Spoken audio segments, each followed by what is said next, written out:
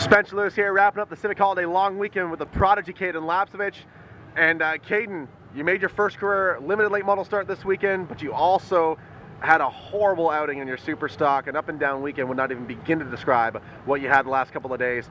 For the unlucky fans that weren't able to be here at Sunset, that didn't catch all the action, walk me through the weekend, starting with Saturday. What happened with the super stock? Saturday our car started out really good. We were really fast in practice. We got our motor issues fixed that we had a couple weeks ago. Car was wicked. Gotta thank Dwayne Baker for the carburetor and everything. The car ran great. But you know, heat one came and I ran second, I think. No, I won that heat, and then I ran third in the second heat. And so I had a good heat. Then feature come and I just got held up on the high line. Had nowhere to go really. Shuffled right to the back. But I was coming back through. I was on the loud pedal hard, and I was coming good. I got to Steve Cashmore and gave him a little bump and run. Just nothing too hard, nothing too soft, just enough to tell him I was there. He made a mistake. I took advantage of it, went under him. He made a right turn up the track, come right back down, clipped me in the right recorder panel, and head on into the wall. Come back down, slid through my fluid, and back there into the wall again. You know, it's a front and rear clip, and it might be the end of our season. Now, it was a scary impact. For those of us that were watching the battle for the lead, it sounded like a bomb going off. Looked up and saw the crumpled 76 in the backstretch wall. Is it safe to say that's the hardest lick you've ever taken behind the wheel of a race car? Oh, for sure. You know, I probably could have neck injuries and everything if I didn't have all that safety equipment. Just the full containment seat and the Hans device and everything. It just kept me safe, and I'm lucky I had my belts pulled tight. So, I guess the rest of 2013 up in the air with the massive amounts of damage done to your chassis. Have you spoken much with your father over what might happen the rest of the year? You know, there's a couple good late model deals out there that we've sort of been looking at the last couple days.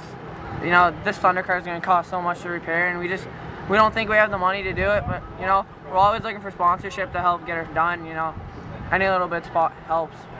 When you look at how much damage has been done to the car in the last month, you know, between your event at Peterborough where you were sent into the wall, then hitting the wall again here at Sunset, is the feeling that the Superstock division, for the amount that you learn, is simply not worth the hassle, not worth the trouble, and the amount of damage that's done to your car? It's a great class to run, but honestly, I think it's starting to turn into that class where everybody just wants to hit each other. It's getting too rough, and it's costing people way too much money who don't have it. Is the next step possibly moving to the limited late model division full time? Have there been much discussions about moving up through the back end of 2013?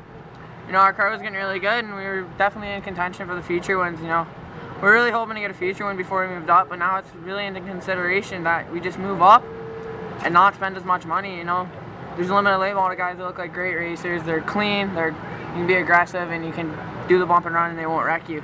But nope. You know, it's all up in the air still. See how it plays out. Now, what I want to talk about now is the run that you had on the Sunday night of the long weekend here at Sunset. You're behind the wheel of Anthony Simone's number 95 through a pair of heat races. Your first ever limited late model start. Tell me a little bit about that. Oh, that was amazing. You know, I gotta thank Peter Simone and Anthony Simone for giving me the opportunity to run that thing and qualify for. You know, it's a great car to run, and you know, they're looking to sell that thing because he's going up to a super, and you know, told my dad get right on that car. It's a great piece, and it's definitely a great car that I'd like to run. But you know, practice went really good. We were really fast. You know, I definitely gained some respect for some guys that I had a little less to. And Dwayne Baker, I passed him, and we ran him clean.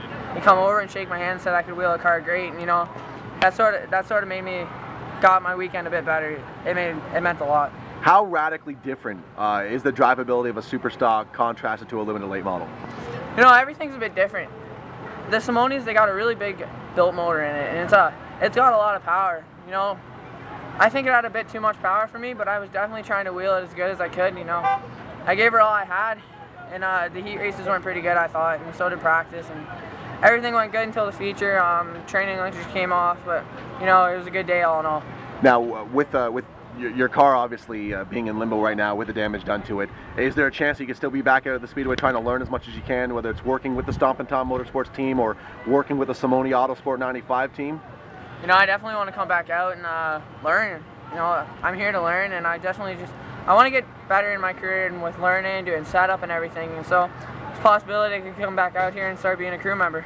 Now, if this is indeed the end of your 2013 season, we'll go ahead and thank those sponsors one more time, because I know it's not possible with the right amount of support getting to the racetrack. Who would you like to thank, Cayden? I gotta thank Tim Hortons, Casco Trucking, Springer's Meats, everybody just helped out. You know, I didn't think we'd be here so soon in my racing career, but it's great, you know.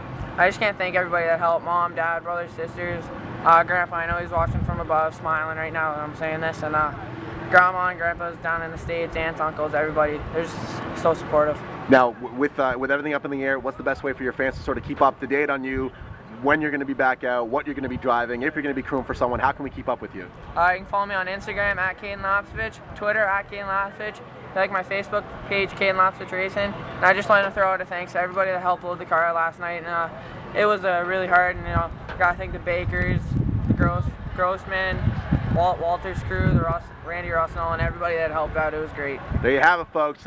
Former driver of the number 76 Superstock. His Superstock career might be over here at Sunset, but onward and upward to the limited late model division as early as the end of this year. Third generation star, only 13 years of age. The bright future coming up for the Prodigy Cayden Lapcevich. Cayden, thanks so much for the time. Thank you.